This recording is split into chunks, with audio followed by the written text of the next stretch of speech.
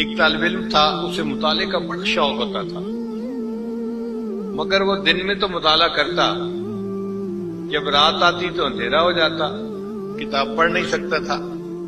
اس کو بڑا افسوس رہتا،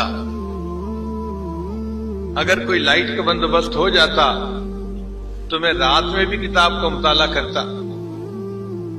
سوچ سوچ کے اس کے ذہن میں خیال آیا، ایک ہندو دکاندار ہے، بڑی دکان ہے اس کی، اگر وہ اپنے دروازے پر ایک چراغ رات کو جلا دیا کرے تو روشنی کا بندوبست ہو جائے گا اور میں کتاب پڑھ لیا کروں گا۔ اس نے ہندو سے جا کر بات کی کہ آپ کی دکان میں لاکھوں کا مال پڑا ہوا ہے، چوری کا خطرہ ہے، آپ اگر ایک چراغ جلا دیا کریں تو میں ساری رات پہرا بھی مفت میں دوں گا اور چراغ کی روشنی میں اپنی کتاب بھی پڑھ لوں گا، میرا بھی کام ہو جائے گا، آپ کا بھی کام ہو جائے گا۔ ہندو نے بات کو مان لیا۔